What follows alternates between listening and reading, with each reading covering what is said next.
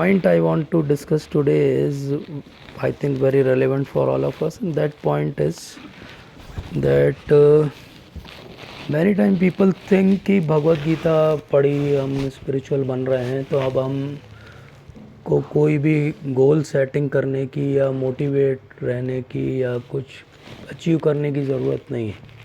बहुत सारे लोग भगवत गीता पढ़ने के बाद ऑटो मोड पे चले जाते हैं कि जैसा जीवन चल रहा है ऑटो पायलट पे चलता रहे, जो मिल जाए जीवन में मिल जाएगा, जो नहीं मिलेगा भगवान की इच्छा। तो ये सोच क्या सही है? क्या भगवत गीता सही में ये सिखाती है? इसको हम थोड़ा सा आज एक्सप्लोर करेंगे। तो topic which I want to speak for another 15-20 minute is what is right aspiration. हमारे जीवन का एस्पिरेशन, ध्येय, उद्देश्य, गोल राइट क्या है, क्या होना चाहिए भगवत गीता के आधार पर। क्या एस्पिरेशन करना, सोचना, कोई गोल सेट करना गलत है क्या? और अगर गलत नहीं है तो भगवत गीता के पैराडाइम में वो गोल कहाँ पे आता है? कैसे हम डिफ़ाइन करेंगे कि हाँ, ये मैंने जो गोल सेट किया ये सही सेट किया है, ये गोल सच में मेरे लिए अच्छा है, ख़राब है? कई बार लोग बोलते हैं कि भगवत गीता का अर्थ ये हो गया कि अब आप स्पिरिचुअल हो गए। स्पिरिचुअल हो गए मतलब आप तो बिलीव करो कि भगवान जो करेंगे आपके लिए अच्छा करेंगे। तो now why to set goal? तो ये सेट करना गोल कि मैं क्लास में फ़र्स्ट आना चाहता हूँ या अपने एकेडमिक्स में या कोई कॉम्पिटिटिव एग्ज़ाम में अच्छा परफॉर्म करना चाहता हूँ, ये goal setting as a devotee सही है कि गलत है? सही है। तो उसी को आज हम प्रूव करने की कोशिश करेंगे कि कैसे वो सही है। क्योंकि अगर अभी कोई हमसे पूछे कि सही है कि नहीं है तो हम लोग शायद स्क्रिप्चरल बेसिस पे उसको नहीं समझा पाएंगे। तो वही क्लैरिटी हम आज करने की कोशिश करेंगे कि रियल एस्पिरेशन हमारा क्या होना चाहिए एज ए डिवोटी स्टूडेंट। हमारा एस्पिरेशन अगर एकेडमिक्स में या कॉम्पिटिटिव वर्ल्ड में अच्छा करना है तो क्या वो गलत है और क्या वो सही है? दोनों चीज़ हम समझेंगे। क्योंकि नॉर्मली ये कन्फ्यूजन कहाँ से चालू होता है? ये कन्फ्यूजन चालू होता है 2.47 से। जब हम समझते हैं कि क्या है 2.47, अधिकारस्ते कदाचन। तो जब वो ये बोला जाता है कि कर्म करने का केवल आपको अधिकार है, फल का अधिकार नहीं है, तो उसके साथ ऑटोमेटिकली करोलरी क्या बनती है? जैसे मैथमेटिक्स में करोलरी बनती है कि जब कर्म करने का अधिकार है और फल का अधिकार ही नहीं है, तो जब फल का अधिकार ही नहीं है, जब फल के बारे में सोचना ही नहीं है, तो मैं मोटिवेटेड कैसे रहूँगा? क्योंकि मैं तो हमेशा फल को देख के मोटिवेट होके काम करता हूँ। अगर मैं आपको बोल दूँ भैया आप बहुत मेहनत करो सुबह से लेकर शाम तक, सैलरी नहीं मिलेगी। आप बहुत पढ़ाई करो लेकिन रिज़ल्ट आपका फेलियर वाला ही आने वाला है। तो जब आपको फल पता हो कि मैं इस एग्ज़ाम में फेल ही होने वाला हूँ, तो फिर आप कैसे मोटिवेट होके काम करोगे? क्योंकि मोटिवेशन तो फाइनली जो रिज़ल्ट है वो है। तो अगर हम इसको इस तरह से समझें, जो नॉर्मली 99% लोग इस श्लोक को समझते हैं कि कर्मण्येव अधिकारस्ते मा फलेषु कदाचन, तो ना तो हम मोटिवेटेड रहेंगे, ना हम अपने फुल पोटेंशियल पे कभी काम कर पाएंगे। क्योंकि अगर इसकी मुंडेन अंडरस्टैंडिंग जो लोगों ने बनाई है वो क्या बनाई कि कर्म करने का आपको अधिकार है, फल का वैसे भी अधिकार नहीं है। लेकिन कर्म करने के मोटिवेशन की तो बात ही नहीं कर रहे भगवान। अगर इस श्लोक को और कम्प्लीटली बोलते भगवान तो मोटिवेशन की भी बात करते। मतलब कर्म करने का अधिकार एक हिस्सा हो गया, लेकिन कर्म करने का हेतु क्या है? हेतु पे भगवान ने इस श्लोक में बात नहीं की। लेकिन क्या पूरी भगवत गीता में बात नहीं की? ऐसा नहीं। भगवत गीता बहुत ब्यूटीफुल ग्रंथ है। और ब्यूटी क्या है उसकी कि एक श्लोक कहीं और बहुत दूर के किसी श्लोक से जुड़ा हुआ है, और वो आपको कोई बहुत ध्यान से आप पढ़ो या बहुत सालों आप लगाओ तो आपको वो लिंक्स समझ में आती है। Nowadays somehow I am working on those links. I'm trying to make a good flow chart. I will share with you जब वो complete हो जाएगा। तो what I am trying to do is Bhagavad Gita के जो 5 मेन टॉपिक हैं उनके बीच का कोरिलेशन अलग अलग चैप्टर्स में क्या है, I am trying to explore it. अभी वो आधा कंप्लीट हुआ है, जब कंप्लीट होगा तो I will share one day with you all. But what I want to tell you today is कि भगवान ने इसका आंसर दिया है, लेकिन भगवान ने इसका आंसर 18 चैप्टर में दिया है। तो कहाँ से क्वेश्चन उठा था? 2.47 से। और उसका आंसर भगवान कहाँ लेके आए? भगवान उसको लेके आए यहाँ पे और बताया कि कैसे हम वो परफेक्शन अटेन करते हैं, और इसको समझाया। वो 2.47 है, ये 18.46 और 47 में भगवान ने समझाया। तो हम सब लोग एक बार इस श्लोक को पढ़ते हैं, फिर अपन आगे बढ़ेंगे। तो 18.46 में पढ़ रहा हूँ। यतः प्रवृत्तिर्भूतानां, पढ़ सकते हैं मेरे साथ। यतः प्रवृत्तिर्भूतानां येन सर्वमिदं ततं स्वकर्मणा तम च अभ्यश्च तम च सिद्धिं विन्दन्ति मानवः।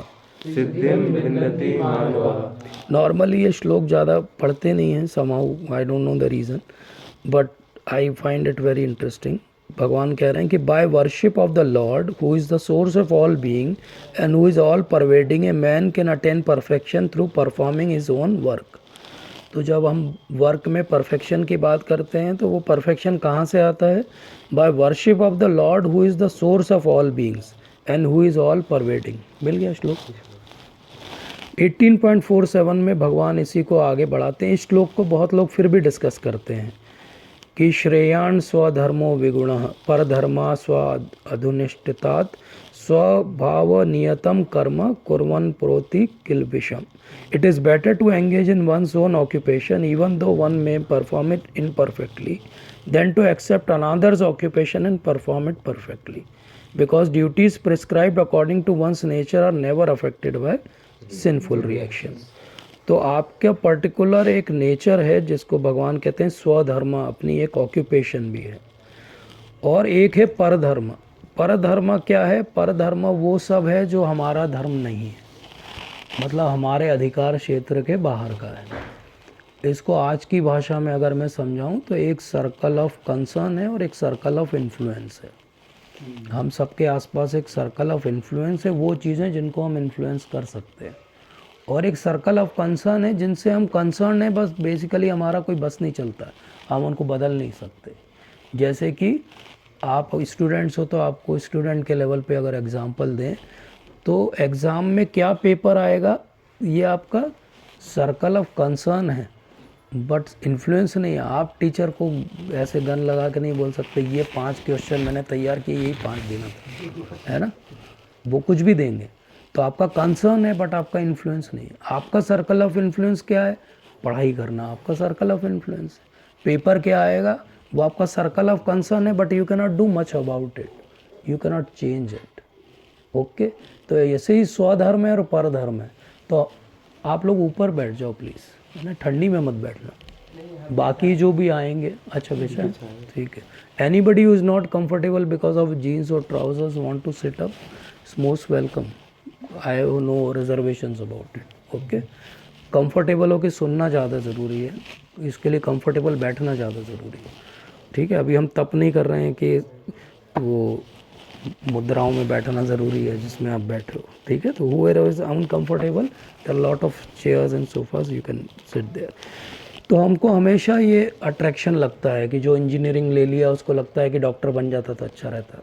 जो डॉक्टर बन रहे हैं बेचारे वो कोस रहे हैं कि कब बायो ले लिया था हमने हम कब के सेटल हो जाते अभी तक, बस बीवी बच्चे और परिवार और घर गाड़ी और अमेरिका हो जाता अभी तक, अगर हम कहाँ फंस गए यहाँ बायो उठा के सालों से पढ़ाई कर किए जा रहे हैं, है ना। तो पॉइंट इसकी हमेशा परधर्म, दूसरे का थाली में ज़्यादा, दूसरे की ग्रास ज़्यादा ग्रीनर लगती है, जिस दूसरे की थाली में ज़्यादा प्रसाद लगता है। उसको 2 स्वीट कैसे मिल गई, मेरे को 1 ही मिली, मैं जब तक लाइन में लगा था स्वीट ही ख़त्म हो गई, है ना। तो ये सब क्यों होता है? क्योंकि हम हमेशा परधर्म के प्रति अट्रैक्टेड होते हैं। हमको हमेशा लगता है कि मैं जब प्रोफेसर बनूंगा तो दिखाऊंगा असली प्रोफेसर क्या होता है ना। लेकिन जब बनते हैं तब समझ में आता है कि भाई यही सही तरीका है, जैसे हमारे प्रोफेसर थे। जब हम पेरेंट बनेंगे तो हमको समझ में आएगा कि हमारे पेरेंट्स से अच्छे कोई नहीं थे, हम उस लेवल को भी कैच नहीं कर पाएंगे जो उन्होंने कैच किया।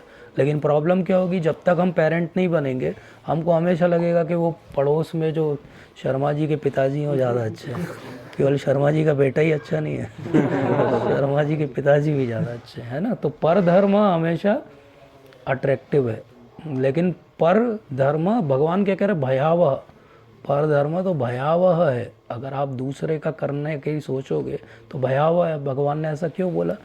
क्योंकि भगवान एक सिस्टम को बना के रखना चाहते हैं। हर कोई अगर यही स्विचिंग करता रहेगा जीवन भर तो कभी भी सेटिस्फाइड नहीं होगा। तो आज हमारा जो धर्म है, उस धर्म में अगर हम स्टूडेंट हैं तो वी शुड डू अवर धर्म प्रॉपरली। बट वो धर्म परफेक्ट कैसे होगा? वो 18.46 में भगवान ने बताया, when you join your work with Lord's worship, that is the perfection of work. Perfection of work केवल वर्क से नहीं आएगा।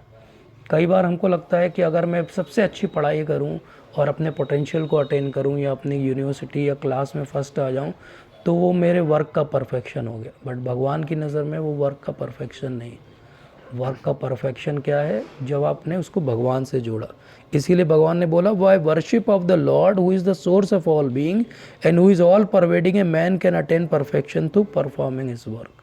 तो वर्क का परफेक्शन केवल आपके एक्शन पे नहीं है, आप उसको किसके लिए कर रहे हो उस पे है। इसीलिए जब भगवान ने वहाँ पे 2.47 में बोला था कि कर्मण्येव अधिकारस्ते माँ फलेषु कदाचन, तो यही रिकॉग्निशन है कि फल कहाँ से आता है? भगवान के सैंक्शन से आता है। और भगवान के सैंक्शन में दो चीज़ें काम करती हैं। वो दो चीज़ें क्या काम करती हैं?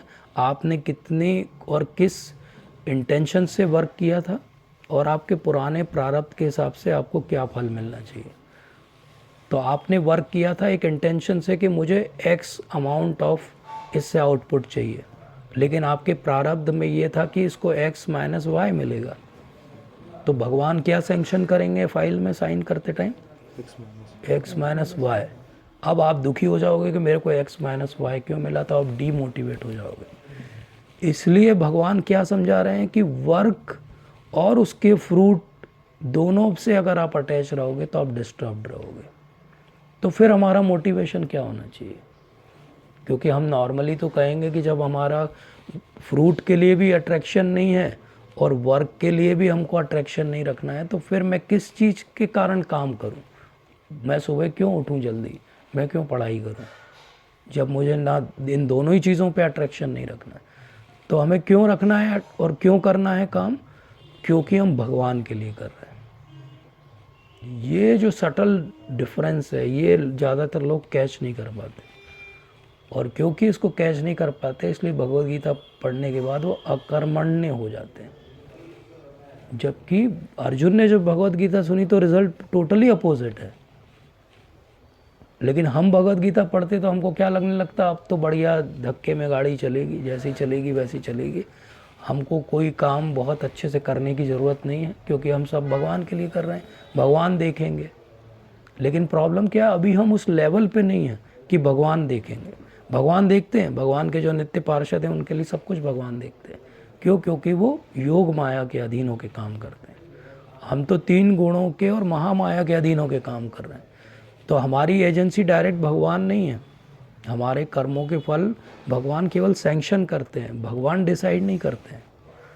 जब हम डिवोटी बनने लगते हैं और धीरे धीरे प्यूरिफाई होते हैं तो एक टाइम आता है जब भगवान वो महामाया से हैंड ओवर उसका योग माया को दे देते हैं। जब वो दे देते हैं तब हमारे हर एक्शन और उसके रिजल्ट्स जो है भगवान की इच्छा से डायरेक्टली होने लगते हैं। तब तक हमारे रिजल्ट हमारे प्रारब्ध से हो रहे हैं। इस बात को सटल डिफरेंस है, लेकिन इसको समझना ज़रूरी। इसलिए हमारा एस्पिरेशन क्या होना चाहिए? ब्रॉडली अगर मैं बात करूं तो 2 एस्पिरेशन हो गए हमारे, एक मटेरियल एस्पिरेशंस हो गए और एक स्पिरिचुअल एस्पिरेशंस हो गए। तो मटेरियल गोल सेटिंग कैसी होनी चाहिए? मटेरियल गोल सेटिंग ऐसी होनी चाहिए जिसको कहते हैं स्मार्ट। क्या क्या है स्मार्ट का फुल फॉर्म? हमारे गोल्स स्पेसिफिक होने चाहिए। स्पेसिफिक गोल का मतलब है कि ऐसा गोल नहीं होना चाहिए हाँ मैं दुनिया का जो है अगला बिलियनियर बनना चाहता हूँ। पॉइंट इसकी कैसे बनना चाहता हूँ? भैया क्या करोगे? चोरी करोगे बिल गेट्स के यहाँ जाके, मार्क ज़करबर्ग के यहाँ जाके, कि मेहनत से आपका कोई प्लान है जिससे आप पैसा जनरेट करोगे, है ना? तो आपके गोल कैसे होने चाहिए? स्पेसिफिक होने चाहिए। मतलब आपसे पूछा जाए क्या करोगे तो आपके पास स्पेसिफिक एक रोड मैप होना चाहिए, है ना? एक स्पेसिफिक चीज़ का स्पेसिफिक गोल होना चाहिए कि मैं एक अच्छा डॉक्टर बनूंगा। ये बड़ा वेग सा गोल है। गोल कैसा होना चाहिए? मैं एक अच्छा कार्डियोलॉजिस्ट बनूंगा, जो इंटरवेंशन में बहुत अच्छा होगा। ये एक स्पेसिफिक गोल है। मैं एक बहुत अच्छा सीए बनूंगा, ये बड़ा वेग सा गोल है, लेकिन सीए के अंदर भी ब्रांचेस होती होंगी, उसके अंदर भी आगे कुछ होता होगा। तो वो स्पेसिफिक चीज़ को टारगेट करना वो स्पेसिफिक गोल है। आपका गोल कैसा होना चाहिए? स्पेसिफिक होना चाहिए। आपका गोल कैसा होना चाहिए? मेजरेबल होना चाहिए, कि मैं 1 साल बाद आपसे वापस मिलूं और मैं आपसे पूछूं आपने अपने गोल में क्या काम किया सर, तो आप मेजर करके परसेंटेज में मुझे बता पाओ कि सर मुझे 100 चैप्टर ख़त्म करने हैं इस चीज़ को क्रैक करने के लिए और मेरे 40 हो गए। तो मेजरेबल गोल होना चाहिए, वेग नहीं होना चाहिए, एब्स्ट्रैक्ट नहीं होना चाहिए। दुनिया को अच्छा बनाना है, ये कैसा है? बड़ा वेग। हाँ, क्या चीज़ में दुनिया को अच्छा बनाना? हो सकता है आप में से कोई इकोलॉजिकली बहुत सेंसिटिव आदमी हो कि मैंने 1 साल में 10,000 प्लांट्स लगाए और उनकी केयर की। ये मेजरेबल गोल है। दुनिया को अच्छा बनाना, ये तो हर कोई बोलता है ना। रेलेवेंट होना चाहिए गोल। रेलेवेंट कैसा होता है? रेलेवेंट गोल ऐसा होता है जो आप जब आप करो उसको, तो उसका दुनिया के लिए भी और आपके लिए भी कोई रेलेवेंस होना चाहिए, है ना। आप बोलो कि मैं दुनिया का सबसे बड़ा जो है वो ये टिकट्स इकट्ठे करते हैं ना आजकल, तो पता नहीं वो हॉबी है कि नहीं, ख़त्म ही हो गई। स्टैम्प टिकट्स इकट्ठे करते हैं, तो वो मैं सबसे ज़्यादा करूँगा, तो उसका रेलेवेंस क्या है? गोल ऐसा होना चाहिए जो अटेनेबल हो। अटेनेबल हो मतलब कि आप ऐसा गोल बना लो जो आज आपसे इतना दूर है कि आप डीमोटिवेटेड ही हो जाओगे 2-4 दिन के बाद ही। जैसे लोग न्यू ईयर में गोल बनाते हैं कि अब हम जाके 40% हमारा वेट 2 ही दिन में कम कर देंगे, है ना। वो बढ़िया जिम वालों के सबसे ज़्यादा अर्निंग होती है जनवरी में, और they are very happy with these clients, क्योंकि वो आके जान भी नहीं खाते उनकी।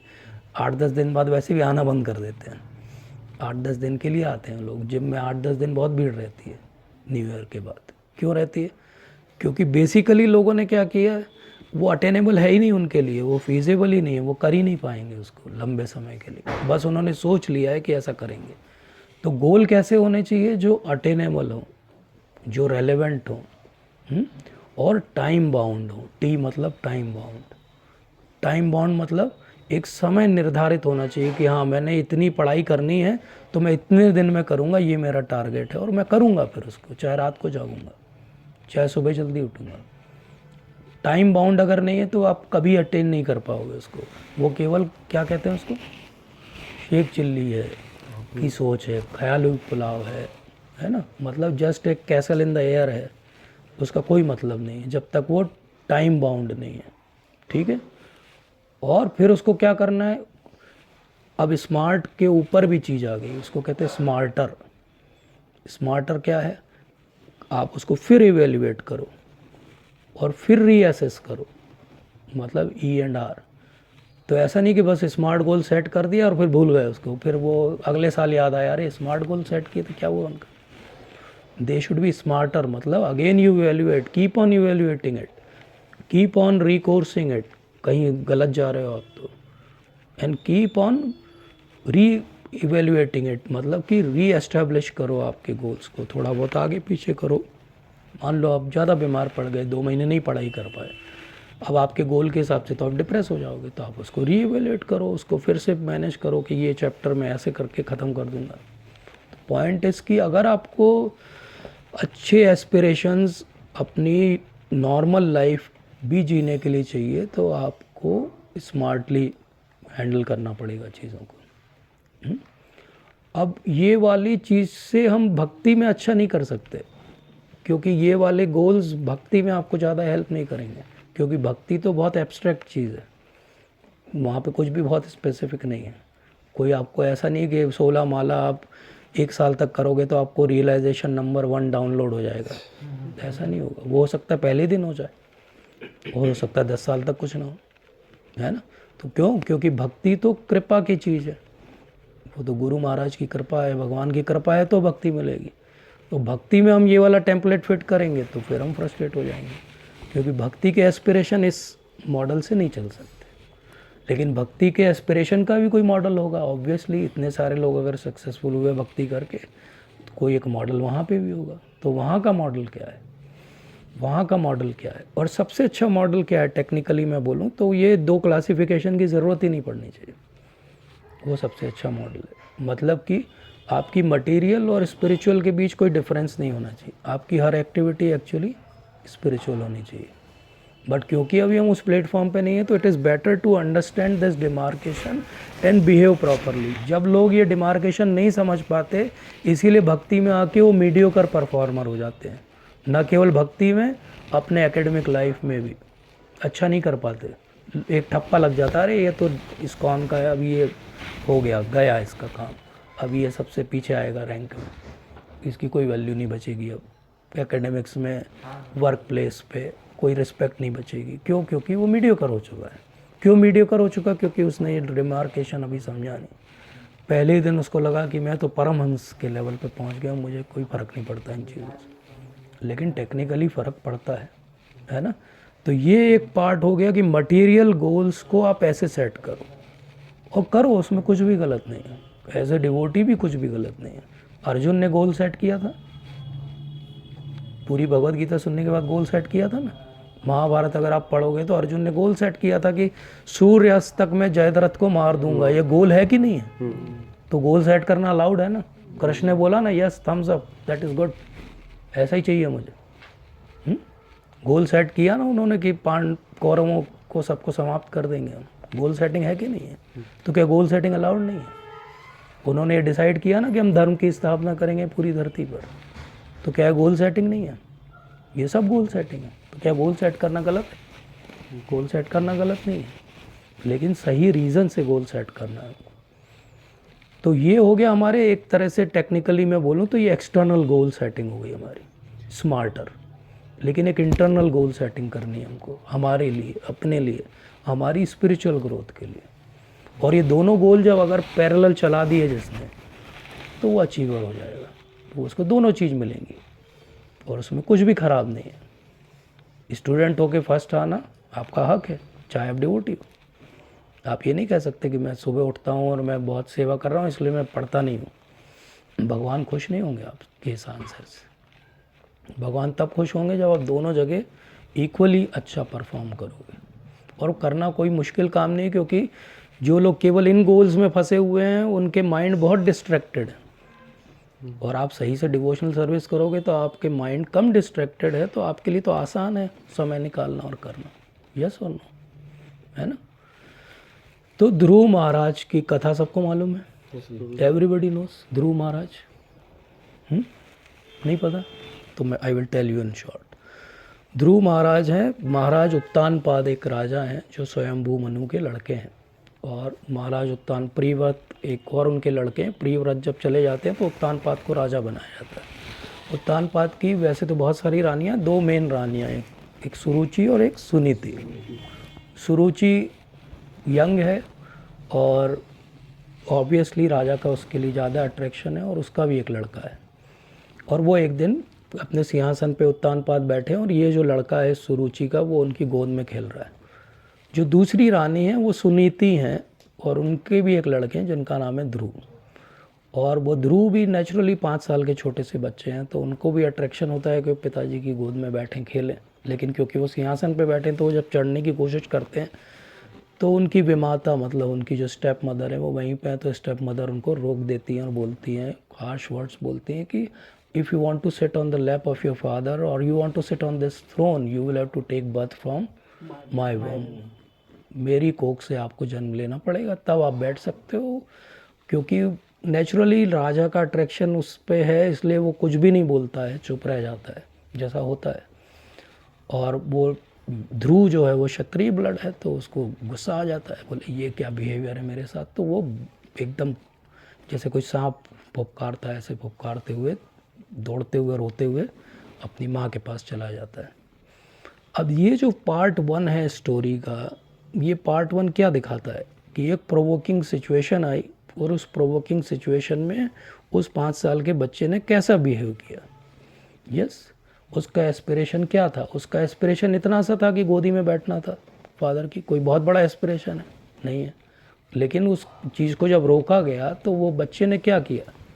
ऐसी प्रोवोकिंग सिचुएशन हमारी लाइफ में भी बहुत सारे अलग अलग रूप में आती है, हर रोज़ आती है ना। सिंपल सी कि आप कहीं गाड़ी से जा रहे हो और कोई आपकी गाड़ी को खरोच मार दे, कोई धक्का दे दे आपको, कोई आप अगर जॉब पे हो मान लो कहीं, तो आपका कलीग आपको इल ट्रीट करे या बॉस आपको सबके सामने डांट दे, है ना, या टीचर खड़े होकर बोले अरे तुम ही हो जो पढ़ के नहीं आते हो, कुछ भी हो सकता है ऐसा। तो ये प्रोवोकिंग सिचुएशन हो गई। अब वो बच्चा क्या करता है, वो अपनी माँ के पास जाता है। सुनीति, नीति मतलब वैल्यूज़, रुचि मतलब अट्रैक्शन। हम पूरी समय हमारी फाइट भी इतनी रहती है लाइफ में, ये चीज़ हमको अच्छी लगती है करने में, लेकिन ये चीज़ एक्चुअली हमारे लिए अच्छी है। इसमें हमेशा भगवान ने बनाई ही दुनिया ऐसी द्वंद्व वाली। कोई भी ऐसी चीज़ नहीं है जिसकी रुचि भी हो और नीति भी हो। रुचि जहाँ जहाँ फंसती है वहाँ नीति नहीं होती है, और जहाँ नीति है वहाँ रुचि नहीं है हमारी, जब तक हम डिवोटी पक्के नहीं बन जाते। तो वो रोते हुए अपने माँ के पास जाते हैं। माँ क्या करती है, माँ उनको कहती है कि आपकी जो वे माता है उन्होंने सही कहा है कि अगर आपको वहाँ बैठना है तो आपको ऐसे जन्म लेना पड़ेगा, या एक तरीका और है। बोले मैंने सुना है कि विष्णु की भक्ति करने से परम पद मिल सकता है, तो आप जाओ विष्णु की भक्ति करो। तो उस बच्चे ने जब प्रोवोकिंग सिचुएशन आई तो क्या किया, वो माता के पास गया। और माता क्योंकि नॉलेजेबल है, नीतिवान है, वैल्यूज़ वाली हैं, तो उन्होंने उसको एक वैल्यू एजुकेशन दी। आजकल की मदर्स के पास कोई ऐसा केस जाएगा तो उनके पास ही नीति नहीं है ज़्यादातर के पास, तो बच्चों को भी नीति नहीं दे पाती। लेकिन ये क्या है, एक मेंटरशिप है ना। बच्चा गया किसके पास, अपनी माँ के पास। माँ ने मेंटर जैसे बिहेव किया और उसको एक गाइडेंस दिया कि ये करो, है ना।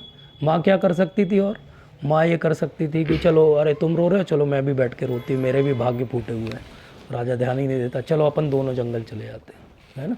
ये भी कर सकती थी माँ। ये भी कर सकती थी अरे तुम 5 साल के बच्चे हो, ये लोग 2 नए टॉयज़ अमेज़ॉन से मंगाए, ये खेलो तुम, है ना। ये भी कर सकती थी, लेकिन माँ ने ये भी नहीं किया। माँ ने उसको क्या बोला कि जाओ तुम जंगल में जाओ। माँ ये भी सोच सकती थी जंगल में अकेला 5 साल का बच्चा जाएगा, एक काम करते हैं 4 नौकर भी साथ में भेज देते हैं, गैस चूल्हा भेज देते हैं, मैगी के पैकेट भेज देते हैं थोड़े दिन में रहेगा वापस आ जाएगा, है ना। या वो ये कह सकती थी कि मैं भी रानी हूँ, चलो पूरा सब कुछ लेके पिकनिक मनाने चलते हैं। ऐसा कुछ भी नहीं किया। तो मेंटर का काम क्या है, मेंटर का काम ये है, मेंटर हर जगह आपके साथ नहीं चलेगा, मेंटर आपको गाइडेंस देगा बस। मेंटर का काम क्या है, आपका जो इमोशनल टर्मोइल है उसको प्रोसेस करके आउटकम बता देगा जो आप प्रोसेस नहीं कर पा रहे हो। कई बार हम जब मेंटली डिस्टर्ब रहते हैं, जब हमको अपने गोल्स क्लियर नहीं होते हैं, तो हम क्या करते हैं, खास कर प्रोवोकिंग सिचुएशन में अपने मन से कोई भी एक डिसीजन ले लेते हैं, जो कई बार गलत भी होते हैं। कई बार वो डिसीजन ऐसे भी होते हैं कि ये पंखा अच्छा दिख रहा है और एक रस्सी भी पड़ी है ना। ऐसे भी होते हैं डिसीजन। कभी कभी ऐसे भी डिसीजन होते हैं कि धुआंधार में अगर ऊपर से कूदा जाए तो मिलते नहीं हैं कहीं, ऐसे भी होते हैं, रोज़ पेपर में पढ़ते हैं अपन। कभी कभी ऐसे भी डिसीजन होते हैं कि जबलपुर के आसपास बहुत सारे ढाबे खुले हैं जहाँ पे बड़े बड़े बियर बार भी खुले हुए हैं, तो why not go there and have some drinks. और कभी डिसीजन ऐसे भी होते हैं कि हॉस्टल में वो उनके यहाँ तो सारी ग्रास और ड्रग्स और सब अवेलेबल है, चलो एक बार ट्राई करके देख लेते हैं। ये सब क्यों डिसीजन लिए जाते हैं, क्योंकि कोई मेंटर नहीं है। अगर सही मेंटर हो तो वो सही डिसीजन आपको देगा कि जाओ तुम जंगल में, लेकिन ग्रास ढूंढने नहीं जाना है, ड्रिंक करने और ढाबे पे नहीं जाना है। कहाँ जाना है जंगल में, भगवान को ढूंढने जाना है। पहले भी लोग जंगल में जाते थे, अभी भी जाते हैं जंगल में, अंतर बहुत है, लेकिन अभी बहुत डिफरेंट हो गया लाइफ। इसलिए ज़्यादा अच्छा है कि अपन इस कंक्रीट के जंगल में रह के भक्ति की बात करें, बजाय इसके कि पेरीफेरी के जंगल में जाओ तो और भी कुछ दिखाई देगा आपको जो आप नहीं देखना चाहते, है ना। प्रॉब्लम है ये। अब ध्रुव महाराज निकल जाते हैं वहाँ से, घर से अपने, उसी समय। ये ध्रुव महाराज की भी क्वालिटी देखो, इतना सब सुनने के बाद जंगल जाना पड़ेगा आपको, तपस्या करनी पड़ेगी, विष्णु मिलते हैं नहीं मिलते हैं, बच्चा है छोटा सा, वो ये भी बोल सकता था कि अरे बहुत रो लिया हूँ, एक काम करता हूँ थोड़ा आराम करता हूँ, सोऊंगा आज, कल देखेंगे अब क्या करना। या मैं बहुत रो लिया हूँ, लाओ मेरे लिए जूस लाओ, मैं डिहाइड्रेट हो गया हूँ। ऐसा कुछ नहीं किया। ध्रुव महाराज ने क्या किया, ध्रुव महाराज ने बोला कि बस मैं जा रहा हूँ, अभी जा रहा हूँ। ये भी नहीं कि मेरा बैग पैक कर देना ज़रा, 2-4 कपड़े डाल देना उसमें, नहीं, जो हूँ जैसा हूँ निकल गए। वो निकल गए। तो जब ऐसा डिटर्मिनेशन रहता है किसी व्यक्ति में भगवान को ढूंढने का, तो भगवान के नोटिस में आता है। अरे बोले ये जीवात्मा बड़ा सिंसियर है, तो भगवान उसको ऐसा नहीं कि बुला लेते हैं आजा मेरे पास, भगवान उसकी चेकिंग करते हैं, टेस्टिंग करते हैं। तो वो किसको भेजते हैं, नारद मुनि को। और नारद मुनि उनको मिलते हैं रास्ते में, तो क्या करते हैं, ये मेंटर नंबर 2 हैं अब उनके। मेंटर नंबर 2 क्या करेगा, चेकिंग करेगा उसकी। पहले वो बोलते हैं अरे क्या हो गया, कहाँ जा रहा है छोटा सा बच्चा, तो बोले वो ऐसा ऐसा हो गया सब, और I want to go and find Vishnu, where is Vishnu. तो बोले अरे छोटा सा बच्चा है, होता रहता है घर में ऐसा सब, तुम जाओ वापस, तुम खेलो कूदो, चॉकलेट खाओ, तुम डेयरी मिल्क खाओगे, देंगे तुमको एक। लेकिन वो चेक कर रहे थे। तो ध्रुव महाराज ने वहाँ पे एक श्लोक बोला, ध्रुव महाराज ने बोला कि नारद मुनि आप अन्यथा मत लेना, लेकिन अगर आप मेरे इस गोल में कुछ हेल्प कर सकते हो तो बताओ, नहीं तो नमस्ते मैं जाता हूँ आगे। तो नारद मुनि फिर प्रसन्न हो जाते हैं, बोलते नहीं अब मैं तुम्हें रास्ता बताता हूँ। तो this is mentor number 2 who will see your determination. तो कई बार हम जब गोल सेट कर देंगे, एस्पिरेशन भी हमारे सही रहेंगे, तब भी चैलेंजेस आएंगे। तो वो चैलेंजेस क्या हैं, वो एक तरह से भगवान चेकिंग कर रहे हैं हमारी कि हम कितने डिटरमाइंड हैं एक्चुअली उस गोल को प्राप्त करने के लिए। और जब हम डिटरमाइंड होंगे, फिक्स्ड अप होंगे और वो चीज़ दिखेगी, तो भगवान उसके लिए हमें तरीका भी बताएंगे कि कैसे हम उस स्पिरिचुअल गोल तक पहुंच सकते हैं। तो हमारे स्पिरिचुअल एस्पिरेशंस कभी कभी किसी टर्मोइल से चालू हो सकते हैं, जैसे ध्रुव महाराज के चालू हुए।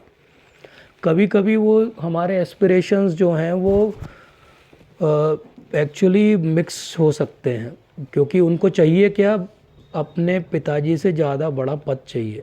अभी उनके जो एस्पिरेशन है वो मटेरियल है, लेकिन ढूंढ किसको रहे हैं, वो विष्णु को। तो वो एक्ट उनका स्पिरिचुअल है। तो कभी कभी हमारे मिक्सड अप चीज़ें हो सकती हैं कि मटेरियल और स्पिरिचुअल के बीच में अभी हम झूल रहे हैं। फिर वो जाते हैं, फिर वो बहुत लंबी कथा है, बहुत ऑस्टेरिटी करते हैं 6 महीने के लिए, लेकिन 6 महीने में वो भगवान को प्रसन्न कर लेते हैं और भगवान सामने आ जाते हैं। और फिर भगवान, वो तो छोटे से बच्चे हैं, तो उनको शंख छुआते हैं अपना, और उसके बाद वो बहुत सुंदर ध्रुव स्तुति करते हैं भगवान की। पढ़िए उसको भागवतम के अंदर 4th कैंटो में 8-9 चैप्टर उसके आगे।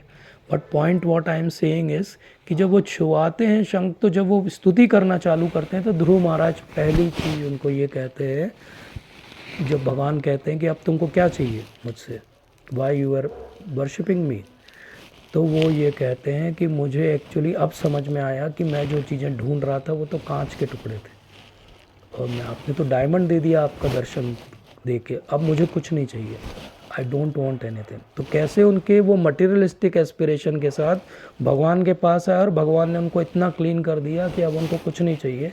He is happy just by seeing Lord. But भगवान क्यों फिर उनको दे देते हैं कि 36,000 साल तक तुम राज करोगे, और तुमको उसके बाद जो पद मिलेगा वो ध्रुव लोक का है, जो तुम्हारे पिताजी स्वयंभू मनु और ब्रह्मा जी तुम्हारे प्रपितामह से भी ज़्यादा बड़ा होगा। क्यों वो ऐसा बोलते हैं, तो क्यों वो ऐसा देते हैं, ताकि आगे कोई भगवान पे क्वेश्चन ना उठाए कि अरे वो गया तो इस एम से था और आपने उसको कुछ नहीं दिया, आपने केवल अपना दर्शन दिखा के उसको हिप्नोटाइज करके वापस भेज दिया। तो लोग अभी अपने जैसे जो हैं मोटिवेटेड ही नहीं होते भगवान की, अरे कोई फ़ायदा नहीं भगवान की पूजा करने से, आखिरी में दिमाग घुमा देंगे। तो भगवान ने बोला नहीं, हम 36 साल 1000 साल तुमको यहाँ पे राज करना ही पड़ेगा, you will have to enjoy this kingdom because you had that aim in your mind although you are now purified. तो हमारे स्पिरिचुअल एम कभी कभी मटेरियलिस्टिक चीज़ों से भी आ सकते हैं, जैसे ध्रुव महाराज एक एग्जाम्पल है। तो इसीलिए भागवतम में एक श्लोक आता है 2nd कैंटो में, अकामा सर्व कामो व मोक्ष काम उदारति त्रिवेण भक्ति योगे न जजेत पुरुष परम। मतलब कि अकामो सर्व कामो व, कोई भी कामना हो, कोई भी कामना नहीं हो, अकामो सर्व कामो व मोक्ष काम उदारति, चाहे मोक्ष की कामना हो, त्रिवेण भक्ति योगे न, तीव्र रूप से केवल भक्ति योग करो, यजेत पुरुष परम। और जिस तरह से जब आप भगवान की पूजा करोगे, आपकी सब इच्छाएं पूरी हो जाएंगी। तो हमको कोई और भी इच्छा है, मटेरियलिस्टिक एम भी है कि मुझे IAS ऑफिसर बनना है, भगवान के पास जाओ, भगवान से प्रे करो, भगवान बना देंगे IAS। हमारे एक जूनियर थे, now he is IAS officer, he was in KEM hospital, KEM से उन्होंने MBBS किया। किसी ने उनको बोला कि आगे क्या करोगे, तो उनके दिमाग में आया UPSC करके देखते हैं। तो वो 20 रुपये का फॉर्म आता था उस टाइम, तो उनको किसी ने बोला 20 रुपये का फॉर्म है, अरे बोले 20 रुपये का भर देता हूँ। तो 20 रुपये का फॉर्म भर दिया उन्होंने। फिर सिलेबस देखा तो वो किताब इकट्ठी की, उन्होंने कुछ पढ़ाई कर ली। उन्होंने जो सब्जेक्ट ली, एक मेडिसिन लिया, वो ऑलरेडी उनका काफ़ी पढ़ा हुआ था, KEM से ही थे, और दूसरा उन्होंने पॉलिटिकल साइंस से कुछ लिया, तो वो पढ़ लिया उन्होंने जितना पढ़ लिया। उसके बाद वो प्रीलिम्स देने गए, प्रीलिम्स का रिज़ल्ट आया तो उस दिन जन्माष्टमी थी। जन्माष्टमी के अगले दिन या एक दिन ऐसे ही कुछ रिज़ल्ट आया, ही क्लियर्ड प्रीलिम्स। अब उनके पास टाइम था गौर पूर्णिमा तक का, गौर पूर्णिमा के पहले एग्ज़ाम था, तो उन्होंने बोला पढ़ लेता हूँ। पढ़ लिया उन्होंने जितना पढ़ पाए वो अपनी इंटर्नशिप के बीच में। जाके मेंस का भी एग्ज़ाम दे के आ गए कि भगवान की जो इच्छा होगी। पढ़ाई, ही वॉज सिंसियर गाय, पढ़ाई करके वो बोले मेडिसिन वाला तो पेपर ठीक है जितना आता है, आता ही था उनको। जो दूसरा वाला पेपर था बोले उसमें जितना जहाँ समझ में आया सब शॉर्ट नोट लॉन्ग आंसर सब लिख के आ गए। मैं लिख के आ गए। गौर पूर्णिमा के एक दिन पहले उनका रिज़ल्ट आया, वो रिज़ल्ट आया तो he cleared mains also. Now was the time of interview में उनको जो पैनल अलॉट हुआ, वो पैनल पुराने हमारे हेल्थ सेक्रेटरी थे और इंडियन गवर्नमेंट के, वो उनके पैनल के हेड थे। And now he was from health. He asked question, he answered. 1.5 घंटे इंटरव्यू चला, ही गॉट इम्प्रेस्ड, उनको नंबर मिले, he became collector in first attempt, one of the youngest medicine person to become collector. Now how we used to ask him कि how you cleared it, he was our junior only, we asked him कि कैसे आपने clear कर लिया, बोले I don't know how it happened। वो तो बोले 20 रुपये का फॉर्म आता था तो भर दिया मैंने। बोले अगर फॉर्म 200 रुपये का होता तो मैं भरता ही नहीं। पॉइंट इज दिस कि when you do your with clarity that you are doing it just for sake of Lord, then there will be ways in which things will happen which you don't know। जैसे ध्रुव महाराज, 5 साल के बालक का क्या chance है कि 6 महीने जंगल में अकेला रह सकता है। 6 महीने में ध्रुव महाराज ने भगवान के दर्शन कर लिए। 6 महीने मतलब एक सेमेस्टर में लोग 2-4 सब्जेक्ट भी पास नहीं हो पाते। यस ऐसे ही है ना, एक सेमेस्टर में भगवान के दर्शन करना है, कौन कौन करना चाहते हैं। तो Dhruva Maharaj is very good example कि material aspirations can also eventually turn up to be spiritual outcomes. फिर बाद में जब वो 36,000 साल राज कर लेते हैं, उसके बाद वो जब जा रहे हैं तो वो अपने विमान में बैठ के जा रहे हैं, तो सडनली उनको याद आता है कि मेरी माता का क्या हुआ। तो वो दिखाते हैं कि देखो आपकी माता का विमान आपसे आगे जा रहा है, because she was the one who inspired you to become a devotee. तो all the mentors of this hope only कि मेंटीज में से कोई एक अच्छा डिवोटी बनेगा तो हम भी साथ साथ उसके निकल जाएंगे भाई। That's why we do preaching, क्योंकि हम में से जब हम प्रीच करेंगे तो कोई एक शुद्ध भक्त बनेगा। जो शुद्ध भक्त बनेगा तो उसको पकड़ के हम भी सब पहुंच जाएंगे कि हमने ही प्रीच किया था इसको, हमारा भी कुछ पार्टिसिपेशन है भक्ति में, है ना। तो this is how actually devotional या spiritual aspirations work. Spiritual aspirations और मटेरियल एस्पिरेशंस के बीच अंतर क्या है? अंतर यह है कि spiritual aspiration starts with one thing and that is humility. जैसे हमने मटेरियल एस्पिरेशंस के लिए स्मार्ट एक्रोनिम समझा, ऐसे spiritual aspiration starts with humility. ऐसा समझ लो कि स्पिरिचुअल गार्डन जो है उसका जो गेट है वो बहुत छोटा गेट है, ऐसा छोटा गेट, मतलब आपको झुक के जाना पड़ेगा। झुकना मतलब तृणादपि सुनीचेन तरोरिव सहिष्णुना मानी ना मान दिए ना कीर्तनीय सदा है।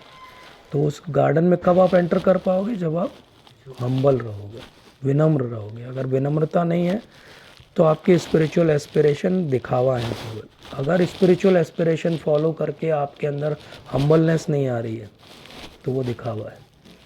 दूसरी चीज़, अगर स्पिरिचुअल एस्पिरेशन फॉलो करने के बाद फियरलेसनेस नहीं आ रही।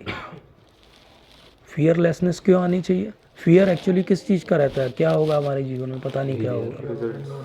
रिजल्ट्स का हो सकता है फेलियर, फ्यूचर का हो सकता है फियर कोई अनसर्टन इवेंट तो नहीं हो जाएगा, उसका हो सकता है। वही एंजाइटी, सब चीज़ें कहाँ से आती हो? Because we believe that we are the controller. The moment we understand that we are not the controller, Lord is the controller, actually that is the spiritual paradigm. So if you are in that spiritual paradigm, you can never be fearful. If you are fearful, you are not spiritual. End of it. किसी का भी spiritual बैरोमेट्री अगर करनी हो, जैसे BP check करते हैं, sugar check करते हैं, ऐसे अगर कोई मशीन बनेगी किसी दिन तो क्या चीज़ चेक करेगी? वो यही चीज़ चेक करेगी। कितना डर लगता है आपको? कितने हम्बल हुए आप, कितना द्वेष करते हो आप। इसीलिए नारद मुनि जब प्रीच कर रहे हैं ध्रुव महाराज को तो एक बहुत अच्छी बात बताते हैं, and this is very important for all of us. Normally क्या होता है जब हम अपने से किसी अच्छे को देखते हैं तो क्या फीलिंग आती है अपने अंदर? वो बहुत अच्छा श्लोक भी है, प्रभुपाद का परपट भी बहुत अच्छा, पढ़िएगा उसको। Envy, very good, we all have that. अरे अभी रुक जाओ। अगर अपने से बराबर वाले को देखते तो क्या फीलिंग आती है? Yes, very good, we all are expert in that. और अपने से नीचे वाले को देखते तो पीटी, कॉन्फिडेंस, एरोगेंस, हाँ लात मारो उसको एक। हाँ यही आती है, उसमें क्या है? हम में से कितने लोग हमारे कॉलेज का जो चौकीदार है उसका नाम जानते हैं? कोई भी नहीं। एरोगेंस ही तो है, नहीं है एरोगेंस। तो हम तो उसको इंसान ही नहीं समझते। हमारी गाड़ी जो रखता है, हमारे पार्किंग वाला जो है, कितने लोग, कितने हमारे यहाँ जो दूध लेके आता है, कितने लोगों का नाम हम जानते हैं? यस, नहीं जानते, क्योंकि वो एरोगेंस हमारे अंदर इनबिल्ट है। ये तीन चीज़ें, हमसे अच्छा दिखेगा तो द्वेष आएगा, हमसे साथ वाला दिखेगा तो अरे मेरे से आगे तो नहीं निकल रहा है, और हमसे ख़राब दिखेगा तो बोले एक लात और मारो, नीचे फेंको उसको, पास में ना आ जाए मेरे।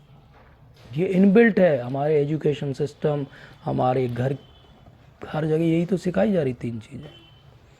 और नारद मुनि क्या सिखाते हैं? नारद मुनि क्या कहते हैं? हमसे अच्छा दिखे तो क्या करना है? इंस्पायर होना है, उसके जैसा मैं भी बन सकता हूँ। हमारा साथ वाला जो दिखे उससे फ्रेंडशिप करनी है, और हमारे से जो नीचे है उसको हेल्पिंग हैंड देना, बोले आ जा हमारे साथ आ जा।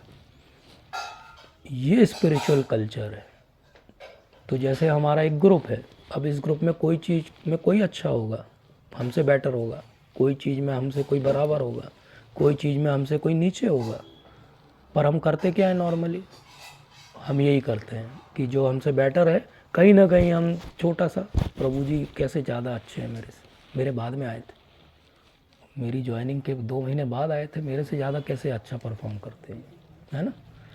और मेरे साथ वाले जो साथ साथ में हैं, हमेशा एक अनसेट कंपटीशन, वो इनबिल्ट है, हम उससे बाहर नहीं आ पाते, वो हमारी सोच कंडीशनिंग का हिस्सा है। लेकिन नारद मुनि क्या समझाते हैं ध्रुव महाराज को कि ये तीन चीज़ें छोड़नी पड़ेंगी, इनमें तीन नई सोच लानी पड़ेगी। हमसे अच्छे से हम इंस्पायर होंगे, हम हमारे साथ वाले को हम फ्रेंड बनाएंगे, हमारे नीचे वाले को हेल्पिंग हैंड देंगे और ऊपर लेके आएंगे। This is spiritual culture. बहुत अच्छा श्लोक है वो भागवतम का, मतलब very practical also. And when we start doing that, what happens with this? देखो तीन चीज़ें जो सबसे ख़राब हमारे दिमाग में कैंसर जैसी हैं वो क्या हैं? एक द्वेष है, एक जो हमारे नीचे वालों के साथ में हम एरोगेंस दिखाते हैं वो है ना? और एक हमारे ऊपर वालों के साथ जो हम द्वेष कर रहे हैं वो है, हमारे साथ वालों के साथ जो हमारा मिसबिहेव है वो है। यही चीज़ें तो हैं जो हमारी स्पिरिचुअल रियलाइजेशन को रोक रही हैं। और ये स्पिरिचुअल रियलाइजेशन रुक जाता है तो फिर हम डिस्टर्ब हो जाते हैं कि मैं इतने दिन से चैंटिंग कर रहा हूँ, मेरे को कोई अनुभव क्यों नहीं है? क्योंकि मेरा आसपास के साथ बिहेवियर अच्छा नहीं है। मैं भगवान की अभी लाइकिंग वाली लिस्ट में तो आऊँ तब तो अनुभव आएगा, है ना? तो इसीलिए जब हम कोई काम करते हैं और हमारा अट्रैक्शन अगर इन सब चीज़ों के लिए कि अब मुझे फेम मिलनी चाहिए, ये अट्रैक्शन कहाँ से आता है? ये अट्रैक्शन वहीं से आता है कि मेरे से जो बेटर व्यक्ति है वो ज़्यादा फेमस हो रहा है तो मुझे भी फेम मिलनी चाहिए। इसीलिए भगवान कहते हैं भाई रिजल्ट पे ध्यान मत दे। जब हम अपने साथ वाले के साथ में कॉम्पीट करते हैं तो हम क्या कर रहे हैं? हम बहुत अटैच हो जाते हैं कि नहीं इस काम को तो मैं तो ऐसे ही करता हूँ। तो इसीलिए भगवान कह रहे हैं भैया काम पे भी अटैच मत हो, रिजल्ट पे भी अटैच मत हो, तो अपने अंदर एरोगेंस भी मत ला, और फिर भी काम कर मोटिवेट होकर। तो फिर वो मोटिवेशन कहाँ से आएगा? वो मोटिवेशन आएगा जब आप हम्बल रहेंगे, विद दैट हम्बल हार्ट। वो मोटिवेशन कहाँ से आएगा? क्योंकि मैं भगवान के लिए कर रहा हूँ, आई एम रिप्रेजेंटिंग हिम। तो जब हम एज ए स्टूडेंट बैठे क्लास में और लेक्चर चल रहा हो, और अगर हमें पता हो कि आई एम रिप्रेजेंटिंग प्रभुपाद या I am representing Lord Krishna, तो मेरा सिंसियरिटी का लेवल कम होगा कि ज़्यादा होगा? ज़्यादा होगा ना, क्योंकि अब मुझे एग्ज़ाम में अच्छा परफॉर्म अपने लिए नहीं करना है, मुझे एग्ज़ाम में अच्छा परफॉर्म उनके लिए करना है, कि because I am working for him. तो अर्जुन को तीर चलाना है तो किसके लिए चलाना है? कृष्ण के लिए। तो हम तीर के ही एग्जाम्पल से आज की बात को ख़त्म करते हैं कि हमारे एस्पिरेशन स्पिरिचुअल कैसे होने चाहिए। जैसे एक तीर चलाते हैं तो क्या क्या कंपोनेंट होते हैं उसमें? एक धनुष होता है, एक तीर होता है, एक व्यक्ति होता है जो आर्चर है। हाँ, सबसे ज़रूरी चीज़ टारगेट ही नहीं हो, टारगेट ही नहीं हो तो ये सब चीज़ें हों, और टारगेट ही नहीं है, किसको मारूं, कहाँ मारूं? हवा में तीर चलाना, वेरी गुड। और टारगेट डिफाइंड टारगेट होना चाहिए, तो गोल हमारा डिफाइंड होना चाहिए। तो स्पिरिचुअलिटी में भी हमारा गोल डिफाइंड होना चाहिए, हमको पता होना चाहिए इस रास्ते क्या क्या माइलस्टोन आएंगे, कब मैं जानूं कि मैं किस लेवल पे पहुंचा। तो मैं कैसे जानूं? वो असेसमेंट खुद करना है। क्या मैं हम्बल हो रहा हूँ? क्या मेरी जेलसी ख़त्म हो रही है? क्या मेरी एरोगेंस ख़त्म हो रही है? क्या मैं हेल्पिंग नेचर का हो रहा हूँ? मतलब मैं स्पिरिचुअलिटी में प्रोग्रेस कर रहा हूँ। और अगर ये सब नहीं हो रहा है तो चाहे मुझे 700 श्लोक आते हो, कोई काम के नहीं है, भगवान उस पर कोई ध्यान नहीं देंगे। और हो सकता है ये सब हो और मुझे एक भी श्लोक समझता नहीं हो, कोई बात नहीं, दैट इज़ ओके। तो हमारा एस्पिरेशन क्या है? ये डिवाइन क्वालिटीज़ को डेवलप करना, जो भगवान समझाते हैं भगवद गीता में। पूरा एक चैप्टर उन्होंने समझाया है ना, लेकिन डिवाइन क्वालिटीज़ को तो जल्दी से ख़त्म कर दिया। और डेमोनिक क्वालिटी को बहुत डिटेल में समझाया। क्यों समझाया? भाई क्लास में जैसे स्टूडेंट होंगे ऐसी बात होगी है ना, जैसे स्टूडेंट होंगे उनको पता है कि ये डेमोनिक वाले ज़्यादा है, डिवाइन वालों को तो ज़्यादा पढ़ने की ज़रूरत नहीं। तो वहाँ पे भगवान कहाँ से चालू करते हैं? अमानित्वम अध्वम वित्तम। अमानित्वम मतलब ह्यूमिलिटी, है ना। तो ह्यूमिलिटी सबसे इम्पॉर्टेंट क्वालिटी है अगर आपको स्पिरिचुअल एस्पिरेशंस डेवलप करने। अगर ह्यूमिलिटी नहीं आ रही है तो आगे की सारी क्वालिटीज़ का कोई सेंस नहीं, क्योंकि आएंगी नहीं वो। ह्यूमिलिटी को कहते हैं एक्चुअली भक्ति जननी। भक्ति का जन्म कहाँ पे होता है, किस वुम में होता है? ह्यूमिलिटी की वुम में होता है। अगर ह्यूमिलिटी है तो आप प्लीज़ आ जाओ, यहाँ पे आ जाओ, ऊपर आ जाओ। नहीं नहीं नहीं, ठंडी में मत बैठो, ऊपर आ जाओ। तो ह्यूमिलिटी सबसे इम्पॉर्टेंट क्वालिटी है। तो अगर हम अपने एस्पिरेशंस को देखें तो हमने आज क्या सीखा कि हमारे एस्पिरेशन मटेरियल भी हो सकते हैं, स्पिरिचुअल भी हो सकते हैं। गोल्स हमारे मटेरियल भी हो सकते हैं, स्पिरिचुअल भी हो सकते हैं। एक्चुअली सबसे अच्छे गोल कौन से हैं? जो इन कैटेगरीज़ में डिफ़ाइन ही ना करना पड़े, मतलब जो स्पिरिचुअल हो। लेकिन क्योंकि हम उस प्लेटफॉर्म पे नहीं हैं, तो इसका मतलब ये नहीं कि हमें अपने मटेरियल गोल सेटिंग करना बंद कर देना है। हमें मटेरियल गोल सेटिंग करना है, लेकिन धीरे धीरे उसमें भगवान को जोड़ना है, जैसे भगवान 18.46 में समझाते हैं। और धीरे धीरे जब हम ऐसा करेंगे तो एक समय आएगा जब हमारी थिंकिंग इतनी प्योरीफाई हो जाएगी कि हम 18.47 और जो 2.47 में भगवान समझा रहे हैं उस तरीके से अपने गोल सेट कर पाएंगे कि ऑटोमेटिकली वो स्पिरिचुअल इंक्लिनेशन के होंगे। लेकिन स्पिरिचुअल इंक्लिनेशन के गोल सेटिंग के लिए क्या चीज़ ज़रूरी है? ह्यूमिलिटी ज़रूरी है। स्पिरिचुअल गोल सेटिंग के लिए हमारा आपस का एक दूसरे के साथ कैसा कंडक्ट है वो मेंटेन करना और उसको मॉनिटर करना ज़रूरी है। और आखिरी चीज़ जो सबसे ज़्यादा ज़रूरी है वो है एसोसिएशन। अगर आपका लाइक माइंडेड सजाती अच्छे भक्तों के साथ संग रहेगा तो आपके गोल सेटिंग और एस्पिरेशन आप हमेशा अपने आप ही स्पिरिचुअलाइज हो जाएंगे। और अगर ऐसा नहीं होगा तो प्रॉब्लम होगी। क्योंकि अभी एक फार्मूला दे रहा हूँ मैं आपको, अगर पूरा लेक्चर जिसने नहीं भी सुना है कोई बात नहीं, और जिन्होंने सुना है और कल तक भूल जाएंगे तो भी कोई बात नहीं, और जो नोट्स भी बना रहे हैं और कल के बाद कभी पलट के नहीं देखेंगे तो भी कोई बात नहीं सबके लिए आखिरी में एक लाइन जो याद रख सकते हैं, सिंपल सी बात है। कोई मैं बहुत प्रोफाउंड ट्रुथ नहीं बोल रहा हूँ, मैं कोई हिमालयन योगी नहीं हूँ, लेकिन पॉइंट जो मैंने अपने इतने 20 इयर्स की भक्ति में रियलाइज़ किया है वो सिंपल सी बात है। Association will lead to aspiration. Yes, अच्छी एसोसिएशन अच्छे एस्पिरेशन, ख़राब एसोसिएशन ख़राब aspiration, material association material aspiration. Simple सी बात है। एस्पिरेशन मतलब गोल्स या हमारी इच्छाएं, या हम क्या बनना चाहते हैं फ्यूचर में। Association will lead to aspiration, aspiration will lead to aspiration will lead to no it is not okay ना, नहीं नहीं, then I will anyways I am on my last line, you can catch up.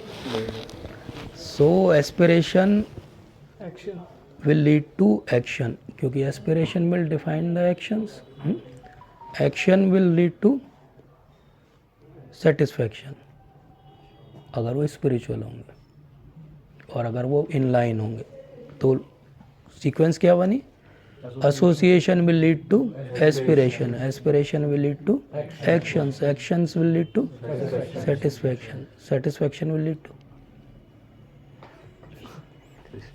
realization, realization, circle completed. Now if your association is material, your aspiration will be material, your actions will be material, your satisfaction will be so called material satisfaction, और आगे की बात तो होगी नहीं फिर। और अगर आपका एसोसिएशन स्पिरिचुअल है तो आपके एस्पिरेशन स्पिरिचुअल होंगे, तो आपके एक्शंस स्पिरिचुअल होंगे, आपके सेटिस्फैक्शन स्पिरिचुअल होंगे, आपके रियलाइजेशन भी स्पिरिचुअल होंगे।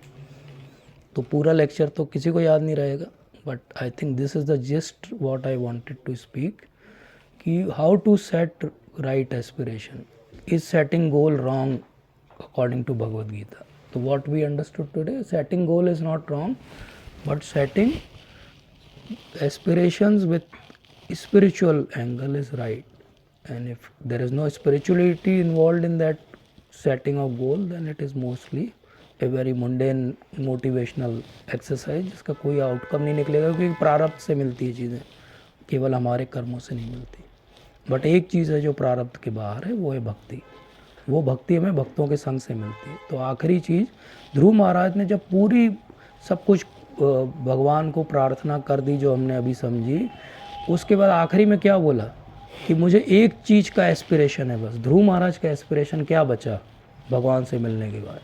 ध्रुव महाराज का एस्पिरेशन बचा बस एक, कि I want association of devotees. अब श्लोक है, पढ़ो आप भागवतम के अंदर। ध्रुव महाराज का एक ही एस्पिरेशन बचा उसके बाद। वो तो उन्होंने बोल दिया कि ये तो मैं कांच के टुकड़े मांग रहा था, मुझे तो डायमंड मिल गए, आपके दर्शन हो गए, सब अच्छा हो गया, लेकिन एक एस्पिरेशन मेरा बचा, अगर आप देना चाहते तो क्या दो मुझे? Association of devotees. तो ध्रुव महाराज भगवान के दर्शन करने के बाद भी क्या मांग रहे हैं? Association of devotees. And we are so fortunate that we already have association of devotees. So we are much more fortunate than Dhruv Maharaj, technically speaking. मतलब just for sake of discussion that we have this association, but what we do in this association? Do we cooperate? Do we compete? तो मैंने 3 चीज़ें आपको बताई थी। क्या बताई? आपके साथ वालों के साथ आपका बिहेवियर कैसा होना चाहिए? फ्रेंडली। आपसे जो अच्छे हैं भक्ति में और आगे उनसे, और आपसे जो नीचे हैं उनको क्या? और अभी क्या होता है? यस। तो ध्रुव महाराज को इसीलिए पहले ही नारद मुनि ने ये नॉलेज दे के भेजा था कि जब भगवान सामने दिखें तो he should understand importance of association. So Dhruv Maharaj got association of Suniti, his mother, and he could do so well in his bhakti. He got association of Narad Muni. Yes. And same way we have association of nice devotees like Prabhuji's. So take their association. Now I will take a leave because anyways my association is not going to help anyone. Thank you.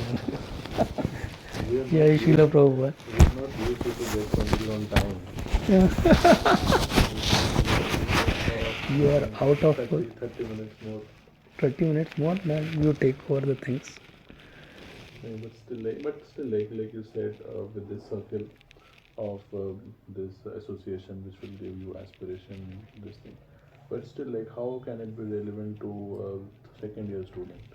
Yes, it is relevant to each one of us, because eventually why you want to become a devotee, that question should be answered first. हमको भक्त बनने की ज़रूरत ही क्या है? हम तो खुश हैं, ज़्यादातर अच्छा ही करेंगे अपने कैरियर में, हमारा फैमिली बैकग्राउंड भी बहुत अच्छा ही है, कुछ भी नहीं करेंगे तो भी जीवन चल ही जाएगा, है ना? क्यों करें भक्ति? क्यों हम उसको इम्पोर्टेंस दें? क्या भक्ति जस्ट एक हॉबी है समय काटने का तरीका है। प्रभु जी रियल आइडेंटिटी पे मतलब पहुंच जाएंगे अपन। अभी कैसे जो पता हो? कर रहे हैं वो बॉडी के लेवल पे है, वो मतलब जैसे गीता में कहा गया अपन सोल है बॉडी नहीं है।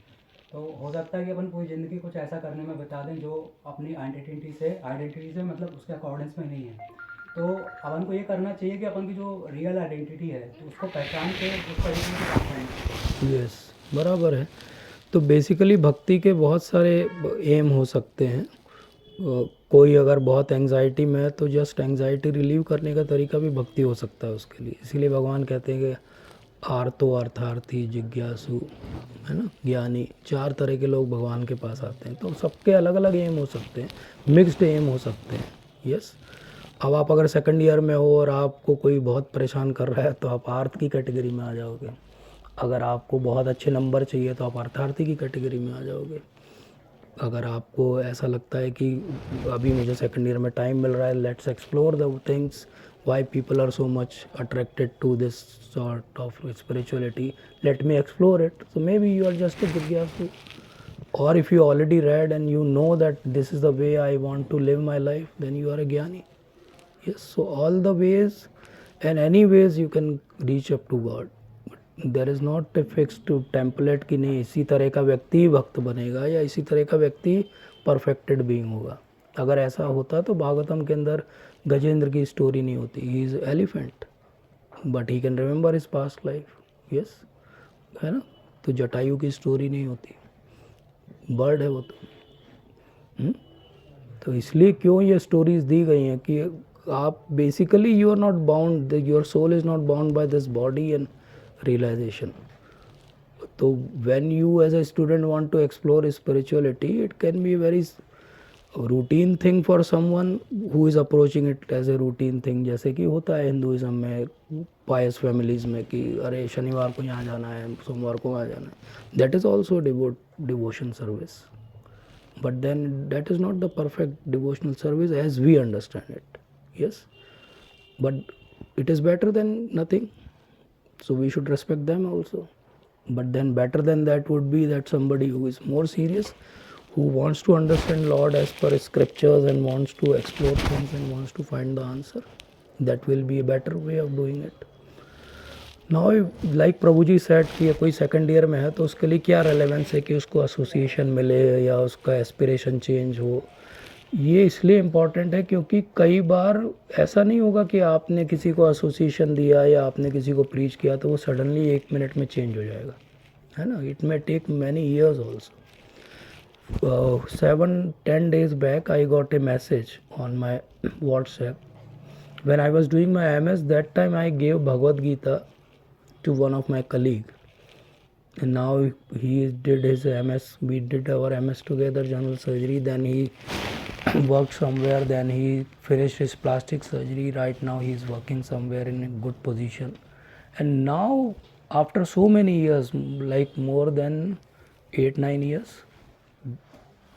now more than 18 years, 17-18 years, now he opened up Bhagavad Gita which I gave him. And मैंने उसको कुछ लिख के दिया था भगवद गीता के फर्स्ट पेज पे, तो उसका फ़ोटो खींचा उसने। And then now he send me कि तुमने जो भगवद गीता दी थी, मैंने बहुत सारी भगवद गीता पढ़ ली, मुझे कुछ समझ में नहीं आया, ये भगवद गीता बहुत अच्छी जो तुमने दी थी, अब मैंने पढ़ना चालू किया, मुझे बहुत अच्छी लग रही है। अब वो मैसेज करा इतने साल के बाद। सो यू नेवर नो कि आप किसी को प्रीच कर रहे हैं तो वो किधर जाएगा। आप अपने बारे में भी नहीं जानते कि आप कहाँ तक जा पाओगे भक्ति में। You never know, but it is right now as a student I always say take it as an experiment, do it, let's see कहाँ तक पहुँचते हैं, हमको क्या रियलाइजेशन होता है। कोई ज़रूरी नहीं कि हम बिल्कुल फिक्स्ड अप हो जाएं कि हमको अगला बाबा जी 7th हमको ही बनना है वृंदावन का, कोई ज़रूरी नहीं। हो सकता है जितना हम कर पाएँ। प्रभुपाद ने कभी किसी को फोर्स नहीं किया, वो आपके अंदर का रियलाइजेशन है, आप कहाँ तक पहुँचोगे, आपकी सिंसियरिटी, आपकी ह्यूमिलिटी है, आपकी डीलिंग्स हैं आपके और भगवान के बीच में, और गुरु महाराज की कृपा है। आप किसी चीज़ को ऐसा टेम्पलेट बना के नहीं दे सकते हो कि ऐसा चलोगे तो ऐसा ही होगा, बट हम ये समझ सकते कि ये रास्ता सही है चलने वाला। इसको कहते हैं टेक्निकली फले न परिचयत, मतलब कि कोई प्लांट अच्छा है या नहीं वो या ट्री अच्छा है नहीं, वो कैसे पता चलता है? उसके फ्रूट्स अगर स्वीट होंगे, अच्छे होंगे। तो हम जो देखते हैं कि जो भक्ति में हमसे आगे चले हैं, पहले चले हैं, वो सब हैप्पी हैं, अच्छे हैं, they are doing well in their academics, they are doing well in their family life, they are doing well in their spiritual life, मतलब अच्छा ही होगा, फलेन परिचयेत। So have that faith and explore it. I always, like, my way of doing would be that let's experiment it rather than saying you कि नहीं आप इतना करोगे, इतने साल में तो इतना हो ही जाएगा। हो सकता है उसके पहले हो जाए, हो सकता कुछ भी ना हो, who knows how things will turn up, nobody knows. Yes, this may not be very answer which mostly people would like to listen to when we talk about spirituality, because many time it becomes like a marketing, that we market our spiritual skills also and our stuffs also. But actually it is way beyond all these marketing things. It is something which you have to experience, and that experience nobody can tell कि क्या है वो experience. वो तो आप जब करोगे तो you will relish it. Same way like Prabhupada always use to give example. एक रसगुल्ला सामने रखा है और आपने कभी नहीं खाया रसगुल्ला, अब मैंने एक खाया है और आप मुझसे पूछ रहे हो कैसा है, तो मैं पूरा जीवन लगा दूं तो मैं आपको स्वीटनेस उसकी समझा नहीं सकता। आप धूप में खड़े हो और एक सामने बड़ा अच्छा सा ट्री है जिसका शेड बहुत अच्छा है, मैं पूरा जीवन लगा दूं आपको समझाने में कि पेड़ के नीचे खड़े हो गए तो धूप कम लगेगी, ज़्यादा अच्छा हाथ पकड़ के आपको ले जाऊँ, खड़े हो, एक्सपीरियंस करो। Spirituality is about experience. 99% it is about experience, 1% it is all about these theories and this. Once you experience it, theory you automatically inculcate in yourself.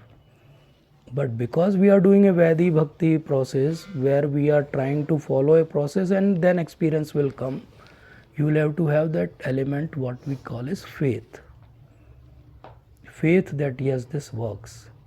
And that faith that yes, it has worked for so many people, so it will work for me. So it is in a way Prabhupada always says in one morning walk, he says that we always say that science or spirituality versus.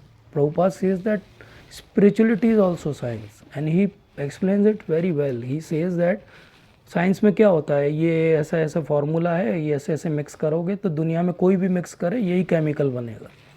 Prabhupada says that you follow spirituality in this manner and you will have this experience. So isn't it spiritual that you wake up early, you follow 4 regulative principles, you do 16 rounds and you will have some spiritual experience which will keep you moving in that direction. So isn't it scientific? Because so many people of different nationality that do same thing and they have same experience. Yes. So what I mean to say is spirituality in a way is experience. Nobody can download that to you. That is your sincerity, you will have that experience. But as a student, always have that balance. Balance that आपका performance, आपका घर का satisfaction, आपके घर वालों का और आपका स्पिरिचुअलिटी, तीनों सही चलनी चाहिए, तभी स्पिरिचुअलिटी लंबी चल भी पाएगी। ये प्रैक्टिकल बात है। फैनेटिक होने से बहुत लंबे समय आप स्पिरिचुअलिटी नहीं खींच पाओगे क्योंकि आप स्टूडेंट हो, आप डिपेंडेंट हो पेरेंट्स पे। यस, और अच्छा परफॉर्म करोगे तो आपके लिए भी अच्छा है, फ्यूचर के लिए अच्छा है। See down the line very few of us will become a brahmachari. So if you are going to become a grahastha, you should have a good standing in society. That will be easy for you to preach also. That will be easy for you. Why people will listen to you if you are no one? 2-4 degree tag होगा आप पे तो आपकी बात सुनी जाती है दुनिया में, और आपके पास अर्निंग कैपेसिटी होगी तब तो आप टाइम दे पाओगे स्पिरिचुअलिटी को। अगर आप हैंड टू माउथ रहोगे और लाइफ की स्ट्रगल में फंसे रहोगे तो आप स्पिरिचुअलिटी फॉलो कैसे करोगे? तो प्रैक्टिकल होना ज़्यादा अच्छा है लाइफ में। इसलिए I told you both the ways of goal setting. I just not telling you कि बस ध्रुव महाराज जैसे जंगल में जाना है। ध्रुव महाराज वापस आके राज भी तो कर रहे हैं। Yes yes, so having that balance, that's why you require mentors. Mentor का काम इतना ही है, मेंटर का काम ये नहीं कि आपको पीछे पड़ा रहे। आप मेंटर का काम है आपको वही प्रोसेस करके देना कि आपका वो बैलेंस जब भी डिसबैलेंस हो रहा है तो मेंटर का काम है वो आपको बैलेंस करके देगा कि नहीं, this is not right. So as a student some time will happen that your priority will be studies. जब एग्ज़ाम आएंगे तो have that priority, but sometimes your priority can become spirituality also when you have time. So rather than wasting time when there is a lot of things are not happening at academic front, in academics you are cool, then devote more time to spirituality. That is balance. If you see that जो रोप पे चलते हैं वो डंडा लेके कैसे चलते हैं वो, तो डंडा कभी इधर झुकाते कभी इधर झुकाते. अगर वो डंडा सीधा रख ले तो क्या होगा, गिर जाएंगे. वही लाइफ का बैलेंस है. कभी थोड़ा सा ज़्यादा स्पिरिचुअलिटी में, कभी थोड़ा सा ज़्यादा पढ़ाई में. That is the best way. पर वो बैलेंस आपको स्पिरिचुअलिटी सिखाएगी, वो आपका मेंटर ही आपको गाइड करके सिखाएगा और धीरे धीरे आप भी एक्सपीरियंस से समझ जाओगे. यस. तो I always say, that is again my take, I am not saying that everybody will agree to it, that spirituality मतलब बैलेंस. स्पिरिचुअलिटी मतलब कि आपको ये समझना कि कब क्या कर डिसीजन लेना है लाइफ में. स्पिरिचुअलिटी मतलब रिएक्ट नहीं करना है, रिस्पॉन्ड करना है. ध्रुव महाराज चाहते तो रिएक्ट कर जाते, क्या करते वो, वहीं पे गुलदान रखा होगा, गुलदस्ता रखा होगा, उठा के फेंकते पिताजी के सिर पे. बोले कैसे नहीं बैठने दोगे, बैठूंगा मैं. रोने लगते, वहीं लौटने लगते ज़मीन पे. कुछ भी कर सकते थे, नहीं किया ना उन्होंने, रिएक्ट नहीं किया. उन्होंने क्या किया, माता जी के पास गए. माता जी ने उन्हें क्या गाइड किया कि you don't react to it, you respond to it. And what is the response, you aspire for something greater then that what you were thinking of. Yes. So this is what is spirituality. Spirituality is all about having that fine balance and understanding. अगर ये हो रही है balancing, understanding, humility और आपके भक्तों के बीच का बिहेवियर, तब वो एक्चुअली समाज स्पिरिचुअल ग्रो हो रहा है. तब एक्चुअली कोई थर्ड पर्सन इंस्पायर होकर आपके ग्रुप में आना चाहेगा, जब आपकी डीलिंग्स इतनी परफेक्ट होगी, है ना. जब उसको लगेगा कि यहाँ तो उतना प्रेम है जितना घर पे भी नहीं है, यहाँ तो इतनी एक दूसरे की केयर है जितनी मेरे किसी फ्रेंड सर्कल में नहीं है, then he will be attracted to you. And if that dealing is not there, then it is just like one more club where people come, talk, eat and go. Eventually down the line after 1 year if you reassess yourself कि कहाँ पहुँचा मैं, मेरी क्या growth हुई spirituality में, मेरी thinking में क्या कोई सुधार हुआ. तो अगर हम अपना ऑडिट करें तो पता चले कुछ भी नहीं हुआ. काफ़ी कुछ वो इंडिविजुअल पर्सन पे भी डिपेंड करता है. ऐसा नहीं कि एसोसिएशन अकेली सब कुछ कर सकती किसी के लिए, ऐसा भी नहीं होता. ऐसा अगर होता तो इंडिया में तो बहुत सारे लोग एसोसिएशन में ही रहते हैं, पैदा ही वहीं होते हैं, फिर भी क्यों वो स्पिरिचुअलिटी से बाहर चले जाते हैं. साउथ इंडिया में तो सुबह उठते ही वो विष्णु सहस्त्र नाम सुन के ही उठता है आदमी, बच्चा. तो फिर ऐसा क्यों होता है, जब वो यूएस जाता है तो he starts drinking and smoking. Yes.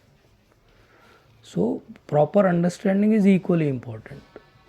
Association का लाभ किसको मिलेगा, जो अंडरस्टैंड करेगा उसकी इम्पोर्टेंस को. जो इम्पोर्टेंस को अंडरस्टैंड नहीं करेगा उसको नहीं मिलेगा. तो जब हमने सीखा कि एसोसिएशन से एस्पिरेशन आते हैं, तो एसोसिएशन से रॉन्ग एस्पिरेशन भी आ सकते हैं अगर आपकी रॉन्ग एसोसिएशन होगी, है ना. So what Prabhu ji wanted to clarify practically from me as I understood was that as a student, अगर आप ये टेम्पलेट फॉलो करो तो क्या होगा. ये टेम्पलेट फॉलो करो तो अच्छा ही होगा, लेकिन ये टेम्पलेट फॉलो करने में बहुत कुछ डिपेंड करेगा कि आपका अपना इंटरनल इंटेंशन क्या है उसको फॉलो करने के पीछे, है ना. केवल एसोसिएशन, केवल आने से, केवल रहने से चेंज होगा, लेकिन उतना अच्छा नहीं होगा जितना आप एक्टिवली इन्वॉल्व होके अपने आप को चेंज कर सकते हो. यस.